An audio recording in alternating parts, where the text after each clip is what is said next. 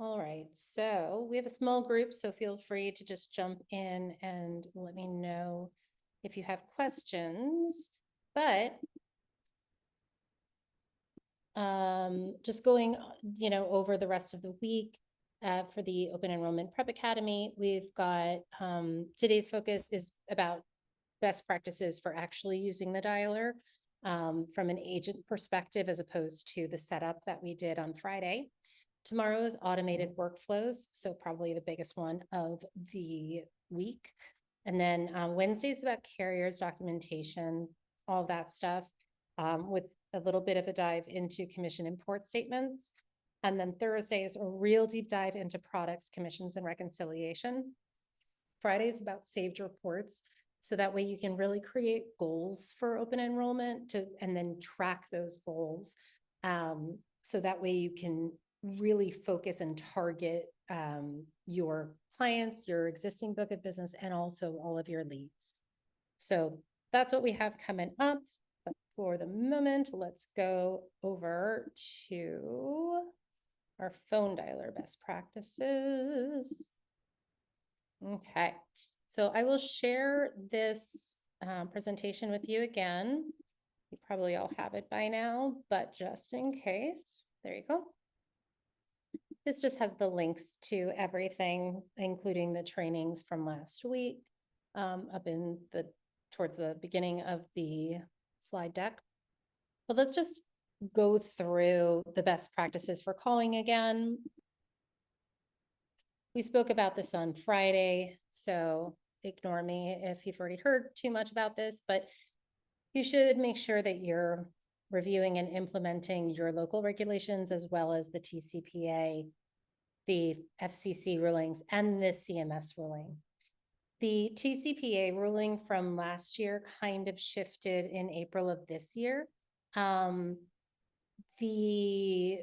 don't need to have that one-to-one consent that they initially said that you did for third-party marketing organizations. But CMS makes it fairly clear that they're finalizing a one-to-one consent structure. So I would still advise that you speak with your lead providers and you speak with, or you talk with your website developer, or if you are your website developer, talk to yourself and just go through how you are getting consent for calling, texting, and emailing.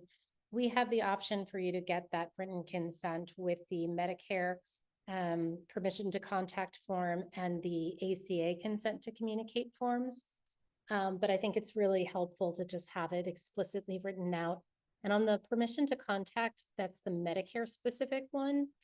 It's actually fairly general. You could use it for other things, and it allows you to select for texting. So the ACA consent one doesn't. That one was actually generated from ACA Marketplace. They had like a template, whereas the other CMS one did not. So I created that so that way you could have an opt-in for texting. It's always just good to get written consent and just store it on hand, since it's an option for you in the system. Okay, so the most important thing, best practice wise, for the dialer, do not hang up if the person doesn't answer. We all know the people who call a million times until you pick up, and then you're annoyed with them by the time that you actually answer the phone. So leave a message. That is not only just a best practice for, not annoying people, but also if you hang up more than a few times in 1 hour, carriers will flag calls or carriers will flag a phone number that makes too many calls to them under 6 seconds. So if you call like 100 people in 20 minutes and you're calling T-Mobile, the cell phone that's T-Mobile, and another one that's Verizon, another one that's T-Mobile, the more times that T-Mobile sees that you're calling and then hanging up, you will get blacklisted from calling any T-Mobile phone number. This is super important. So leave a message. if you're on the AMS plan, which I think all of you are, you can use voicemail drop to speed up things while still leaving important and relevant information. I also really recommend that since you've got to wait for the beep anyway before leaving a message, don't just drop in a pre-recorded message. Personalize it at the top. That's going to make a big difference between you and another agent that's just, calling as fast as they can. If you've purchased or ported a number into Radius, please submit a business verification request on our help app. Just go to the bottom right corner of Radius, and then you will submit a ticket and you'll just say business verification. Even if you are on our basic plan and just using caller ID, please register your numbers with Free Caller Registry. These are like databases that these cell phone carriers use to figure out who's calling who. So it's going to help you prevent yourself from being listed as spam on phone calls. And it's just going to really improve your trust scores with that phone number. On the AMS plan, which is our premier plan at Radius, you can use playable recordings to have the system read out Medicare disclaimers and ACA attestations. All of that's recorded in the body of the call recording, but it'll save your voice and a little bit of your sanity. So that way you don't have to repeat it over and over again. And obviously our dialer records the call for you, and we store it for the length of your time at Radius. You can export it from Radius if you decide to leave us, but please don't. And yeah, so, we have it indefinitely on your Radius account for you so long as you are a subscriber. So that's a little bit about the, best practices and understanding the requirements of it. The big takeaway, don't hang up, leave a message. For texting, this is much more regulated. So it's much more important that you obtain that explicit consent. Use opt-in for texting. I'm going to go through how to use text templates that can be like, here's the number you can text me at. Thanks for giving me the okay to text you. If you ever want to change, reply stop. While clients are typically viewed to have given consent because you've got a business relationship with them, we still advise getting explicit consent because of the CMS rules and also just other extent, like there's so many regulations that keep shifting. Useful frequency and content are vital. This is just like a general marketing thing, but for SMS, it's really tracked. Like the receiving carriers really, really track this. So this is quite important. If you are oversending or sharing irrelevant content, that can lead to opt-outs and reports of spam by the leads or the clients. You can track your SMS delivery rates and opt-outs in reports, SMS reports. I will cover this in a little bit. You can personalize the messages and make sure that people understand why you're reaching out to them. Please keep them short. That is for you, so that way you don't have to spend money with like a 1 million segment message. Like we charge per segment of the message. So if you are writing a novel, you might have like 5 segments that you're going to get charged for. But also people don't want to read all that nonsense. They just want to know what you're trying to reach them about and how you can be the most helpful to them. Avoid salesy language. This is for everything, but also don't use all caps or emojis, because that's another red flag for the carriers unless you've been exchanging a lot of messages together. Don't use aggressive language like call now, urgent, click here, don't delete. Those are also keywords for being flagged as spam in SMS.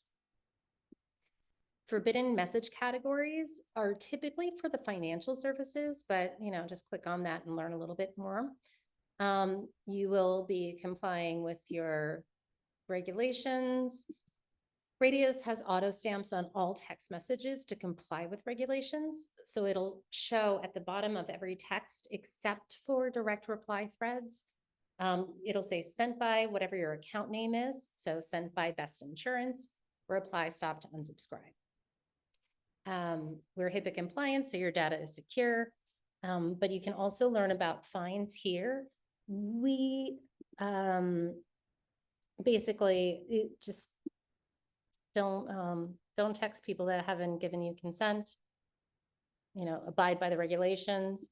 We don't allow for mass texting due to these reasons. Automated workflows are a great option for, you know, texting for specific purposes, but do not send a happy holidays text message unless it's direct to somebody that you know is waiting for that. Because if you send too many of those things out in 1 hour, many people will just block you because they're like, I'm with my family. Why is my agent saying this to me right now? You will literally be blocked, and then you will not be able to send out good messages to people. So, you know, definitely don't text unless it's for a specific need that you have with a specific call to action. If there's not a call to action in that text message, you probably don't need to send it unless it's like, your policy is in effect right now. Go use it. That's a call to action. But what's not a call to action? Happy 4th of July. Unless it's like, happy 4th of July, let's liberate you from your health insurance plan. Like, it needs to be specific. And even then, I would say that that's a terrible marketing idea. Okay. Best practices. You should always have a specific number in radius for, even for, if you are on a basic plan, you're going to use a text only phone number. So you would go to settings, phone dialer, phone numbers, purchase a text only number. If you're on the AMS plan, you can use that for calling as well. This is on the admin or account owner level. So if you are an agent that does not have access to settings, you will not be able to do this. Your admin would need to do it for you. Other best practices, when you're creating Facebook ads or a website form, make sure that you have text that says, by providing your cell phone in this field, you're opting into text message communication. If you prefer calls only, please only fill in the phone field. If you're using a lead vendor, ask how they handle opt-in for text messaging. Most likely they don't. So therefore you would not have consent either to text those leads. Fines, all this other good stuff. This is like about how to, you know, fix some of the issues. And then this is in your reports area, there's SMS delivery reporting, and you can actually see, like, if you've done a campaign recently, you can even track it per the workflow to see what your opt-out rate for that specific workflow is. Generally, I would say, you know, track your message date for like the week or for the month. And so the message date could be like August 1st to current day related to any workflow. And then I'll look through, and if I have like more than 3% opt-outs, I'll start looking into the specific workflows to see what I need to tweak. So again, if you're an agent level user, you won't have access to creating those workflow campaigns, only your admin does. But this is also just a good thing for you to be aware of. If you're generating too many SMS flags and blocks, you really want to make sure that your number is a trusted number. So this is very important to consider. All right, so now let's actually dive into the agent level caller ID. So let me, here. Okay, so as an agent, or let me say first, account owners and admins have the ability to go into settings, phone dialer, and they can set up all this stuff. They can also purchase phone numbers for the team or for a specific user. They can set a general caller ID, but the agent level caller ID is set up in account, my information, and caller ID. This is where you can say, oh, this is my specific number, or this is my specific number. And you would just say set as caller ID. You would choose your SMS number that you want as a default and save. You can add in your own caller ID for like your cell phone. However, most receiving cell phone carriers now will block it. So if you're ever calling and you're like, why did I just get, like I dialed the number and it didn't go through at all. It just hung up immediately. That is usually a cell phone carrier blocking due to caller ID now. It's very frustrating. Yeah, it's just very frustrating because our basic plans really only use caller ID. It's on our AMS plans, you can purchase a number and then or port a number in. So that way it can be within your system and you're calling from the actual number that you're dialing from. But yeah, it's been very frustrating having that caller ID blockage with all these cell phone carriers now. So just wanted to flag that. You can add in your own caller ID. It's just not the best practice at this point, unfortunately. Whatever caller ID you have set up here, I do really recommend that you put it in here as your phone number. One of the main reasons why is that hopefully your administrator has created a workflow where, and if you are an administrator, tomorrow we're going to be doing these workflows in our sessions. But hopefully your admin has created a workflow for open enrollment. And that way they'll have a message that says, I'll be calling you from, and then they'll put in agent phone. So that way the agent phone number displays in their email. So that way they're getting messaged with your name and your phone number that you'll be calling from in advance of you calling them. Why that's important? Well, as I just explained, there are a lot of spam and telemarketing restrictions now that are on, like the cell phone carriers have. So give me 1 second. Forgot to do something.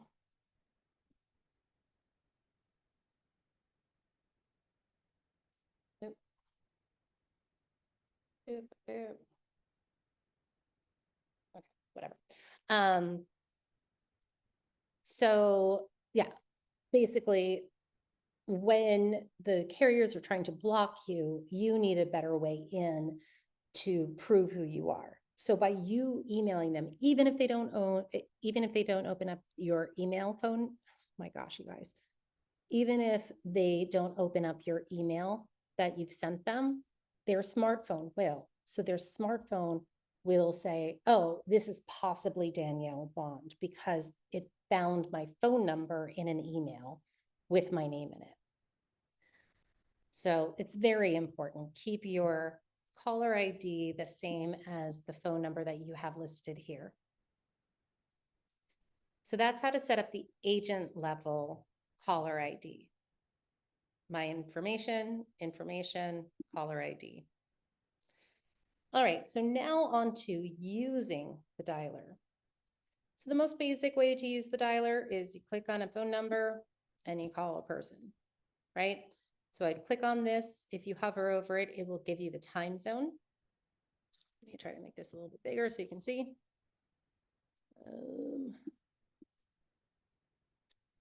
There you go. So time zone is there. So now when I launch this, it will launch my dialer. If I wasn't, if I was ready to start taking calls, but I didn't want to call somebody right away, you can just launch your dialer when you get in the morning.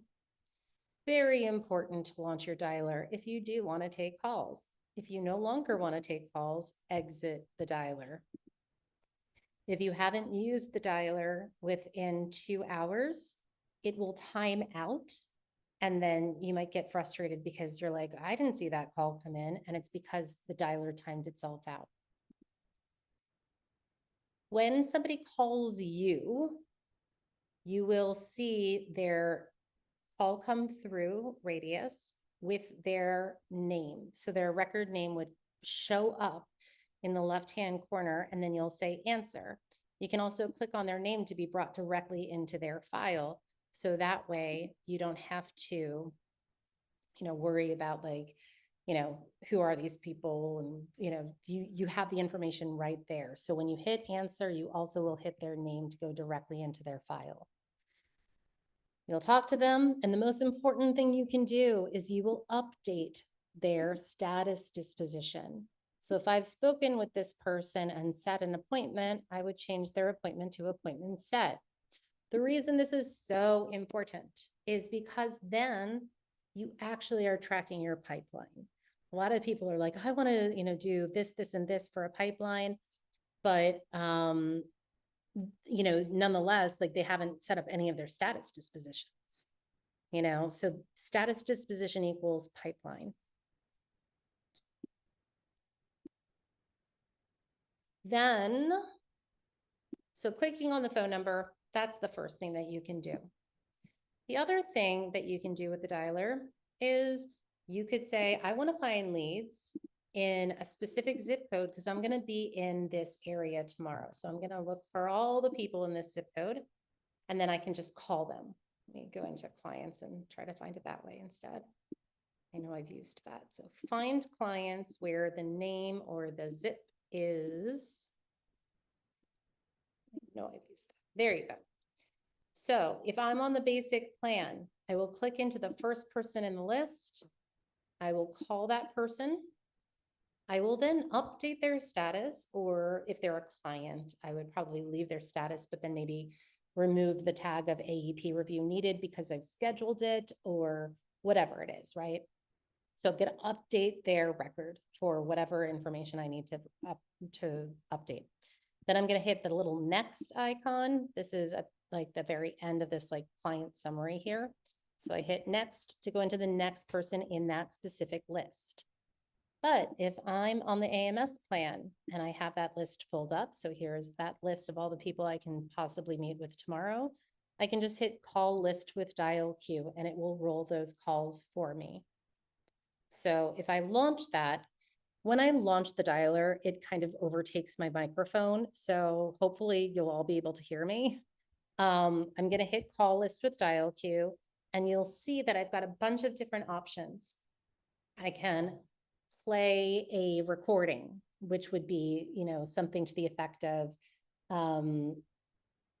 this call is being recorded.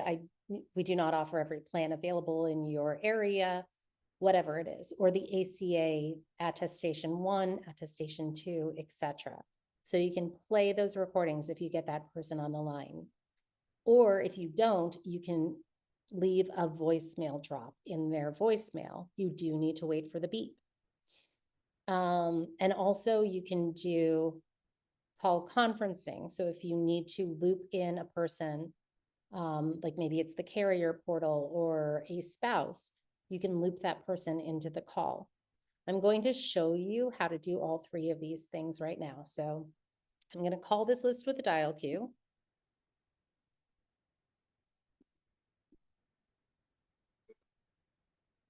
Thanks for calling Radius. You're about to be transferred to one of our team members. Calls are recorded for quality assurance. Want a message like this? Ask us about our phone dialer options. So I clicked Please leave a voicemail, and we'll get back to you and I when the pulled up order the right calls are one. received. For fastest assistance, please use the help app in your Radius account or go to help.radiusbob.com. Thanks so much. Hi, Danielle.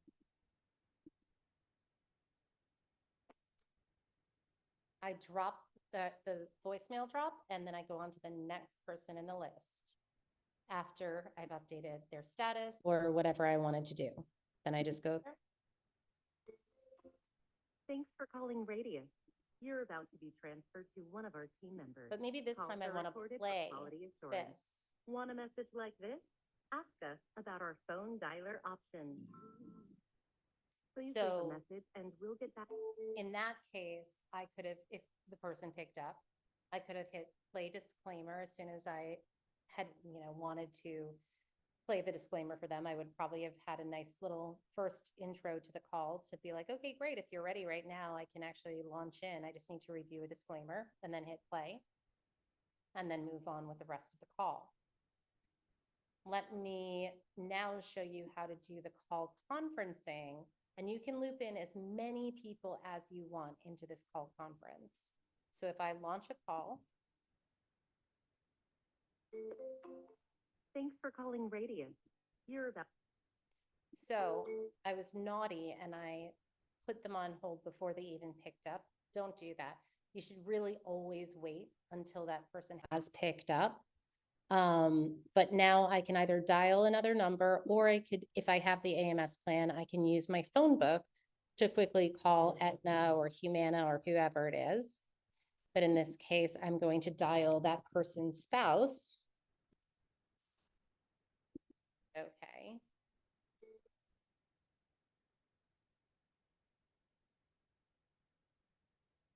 And when they answer, you're going to hit merge. Joining conference call. Now everybody's on the call together.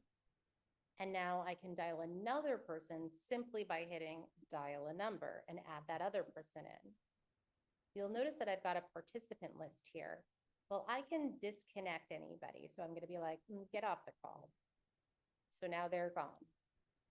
And it's just me and this other person. So now if they hang up, I can end the call. But if the two other parties need to talk for a while, I can leave the call and then join back in if I wanted to. So now it's truly a conference call. The call is still recorded, even if you are, if the call is initiated through Radius, the call is recorded. So that call will be recorded even if you're not on the line. Any questions so far? If you have a multi-user account, you also have the option to transfer a call. So it would it would show you if the other agents are available or if they're on another call.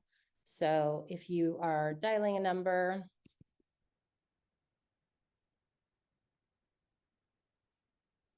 you can Thanks see for the calling transfer Radius. list. You're about to be transferred to one of our team members. So you would have the ability to transfer that call to another team member. If they were in the dialer at that point, it would have said available or on call. So it would tell you that before you would actually transfer. One thing to note, if you want to have the person leave a voice message for that person, you will want to wait until the voicemail at least has picked up. You don't want to just like transfer the call while it's still ringing. So just be a little bit patient on that, so that way the call can be transferred properly. Hey, Danielle, I have a question. Please.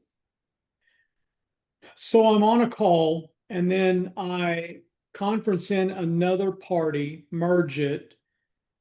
Now we're done with that person, but we need to call another. Mhm. And I haven't figured out how to make that happen without disconnecting the primary call, getting them back, and now dialing what is effectively the fourth person. Yeah, so that's what that disconnect does now. That's something that we released earlier this year. Okay. So if I call, I'll do that again for you because it is, a little confusing. So I'm going to call a couple of numbers and then I'll show you how I can disconnect that third party.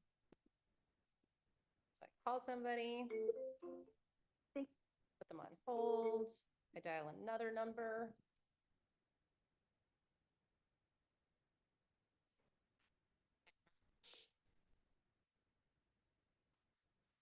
Participant And list. we'll get back to you in the order calls are received. For And this is how faster you click to assistance, disconnect. Please use the Help app in your Radius account or go to Help. Did you see? And now I can even go back into that because I didn't disconnect the full call. Now joining conference call. And then I can click to disconnect them. Does that make sense? Yes, it does. Thank you. Absolutely. Yeah, And if you see a call is still active and you hung up on it a while ago, just jump in again to see if they're actually still talking. And if they're not, you can disconnect it. Because sometimes like somebody forgets to hang up. I don't understand that. But nonetheless, it will disconnect after they're done. And then the call will be recorded in the call log. So the actual, just like the log of who called, who and when. The call recording will process after the call has been completed. So it's not immediate. If it's a long call, it might take up to 10 minutes to process it because it's making it into an MP3. So just be patient on that. You can download it. There will either be 3 dots right here that gives you some options, or you can just hit Control and then Shift, or Control and space bar to save audio as. You can also speed it up or slow it down. You know, just another best practice to offer.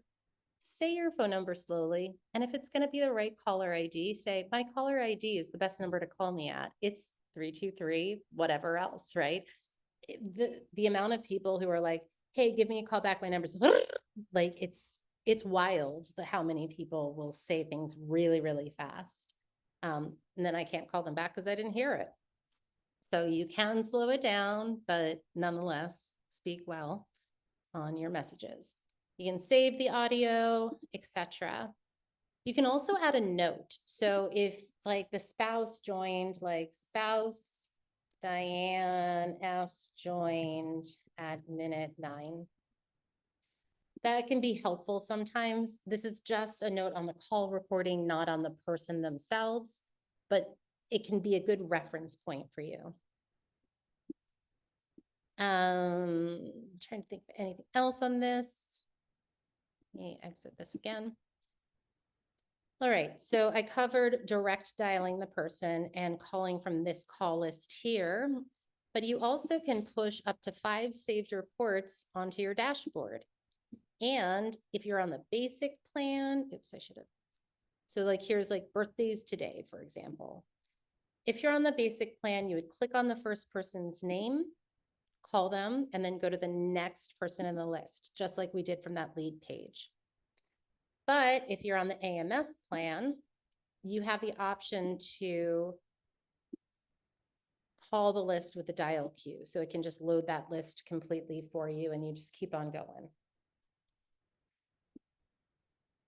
Any saved report can be used for a dialer list if you are on the AMS plan. You go to saved reports, you run the report, and then you hit call list with dial queue. It's really nice. Hey, Danielle, that birthday list, is that something new? Because I've never seen that on my dashboard page. Oh, no, it's just something that you can build. Oh. We'll definitely go into this in more depth on Friday, but I'll show that to you at the end because I think we'll have time. This, I'm almost actually done with this feature. I was just going to go into call queues and then I can show you how to build that saved report.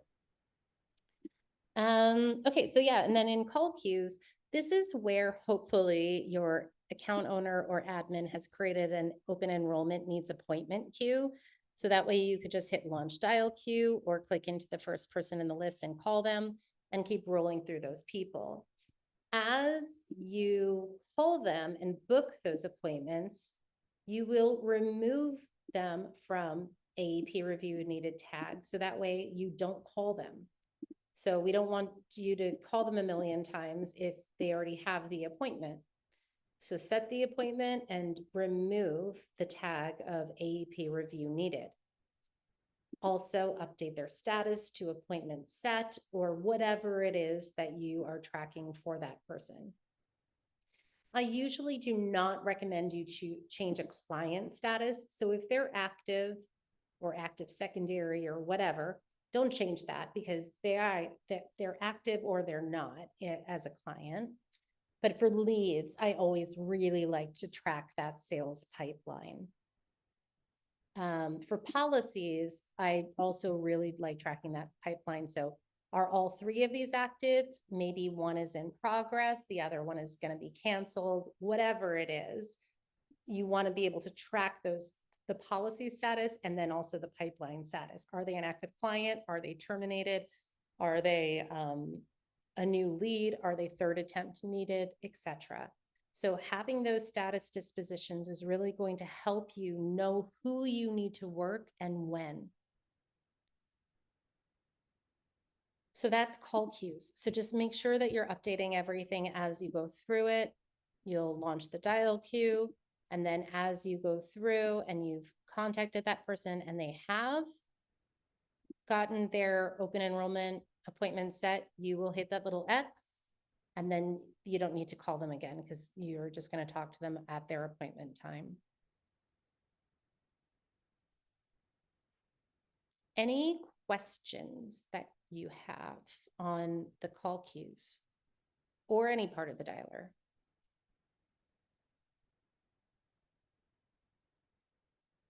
No? Okay. So since Robin asked about this, I'll just show you how to build that birthday report. You go to reports. You go to saved reports. You build a new saved report. Label it birthdays today or whatever you want to do, maybe this month or whatever. It would be for records, not the policies. So clients, leads, client relationships, referral partners, whoever, right? Just pretty much everybody except for maybe archive. And then we're going to scroll down here and we're going to say, you know what? Another really good thing is not tagged with deceased. Let me look here. Not tagged with deceased. We don't want to be calling those people. That would be sad. Okay. And now we're going to do it with a birthday, either of specific dates, which is like a calendar date, or by birthday. So their birthday is like they're coming up on their 65th birthday. So this is a really good one for turning 65. Or you could just do is current day to current day, which is like the month day of birth. So regardless of their actual year of birth, what's their day of birth? And next. So then what I'm going to want to do, if it's just for today, we know that their birthday is today, but I might sort it by date of birth so I can see the year as well.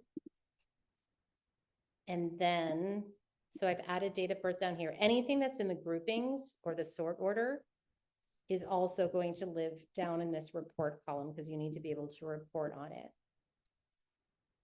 You don't need the phone number to call them automatically from the report, but you can add it in if you'd like to see it. You just simply select the fields that you want to have added. And you can delete the ones you don't. So if you don't need, like, I don't need their zip code. I like to see their carrier product status for sure. That just helps me. And maybe I also want to see their cell number in case I might want to text them because I have a very special relationship with them and they want me to text them on their birthday. And then I hit submit. Then, actually, you know what the other thing is? Oops. Other thing on this is if you want it to be on your dashboard, you will need to select that it's for all users. So just be aware of that. So you need all users for it to display on your dashboard. And then you would go to settings, dashboard settings, edit, scroll down, and then you can say birthdays today report and display it as a report full width. And we'll be talking about like sales validation reports and targeting people that are, you know, delayed retirement, all those good things on Friday.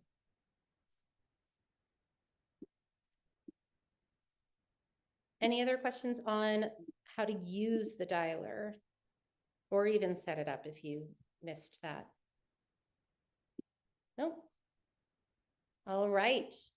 Well, hopefully I see you for tomorrow's topic, which is automated workflows, my favorite. So come back for that. And we'll go through building out some of these open enrollment workflows. And then hopefully also we'll be going through client retention as well. Because I think that that's really important to like strategize before you're in the retention mode for like a, December start date.